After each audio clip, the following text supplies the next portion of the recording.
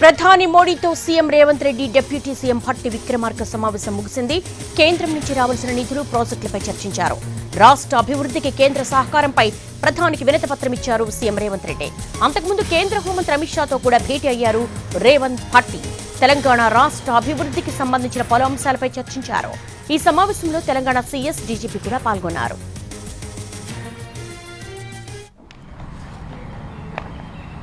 ఈరోజు నేను మా ఉప ముఖ్యమంత్రి మల్లు భట్టి విక్రమార్క గారు, కేంద్ర హోంశాఖ మంత్రులు అమిత్ షా గారిని, ప్రధానమంత్రి నరేంద్ర మోడీ గారిని కలిసి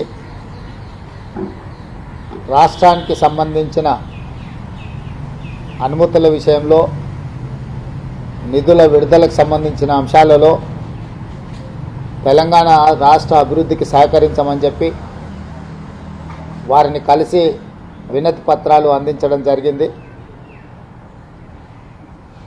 కాంగ్రెస్ పార్టీ ఎన్నికల సమయంలో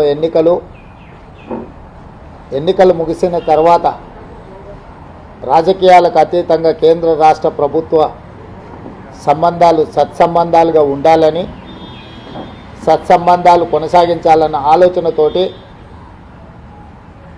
కేంద్ర మంత్రులను, ప్రధానమంత్రిని అందరినీ కలిసి వివిధ శాఖలలో రాష్ట్రానికి సంబంధించిన సమస్యల మీద వాళ్ళకి వినతి పత్రాలు ఇవ్వడం జరిగింది. రాష్ట్ర అభివృద్ధి కోసం నిరంతరం పనిచేయాలన్న ఆలోచనతో వారు కలిసినాం. వారి వైపు నుంచి కూడా సానుకూల స్పందన కనిపించింది. ఏ అంశాల మీద ఈరోజు మేము ప్రధానమంత్రిని, కేంద్ర హోంశాఖ మంత్రిని కలిసినామో ఆ వివరాలన్నిటిని కూడా మా ఉప ముఖ్యమంత్రి వర్యులు భట్టి విక్రమార్క గారు మీడియాకు వివరిస్తారు.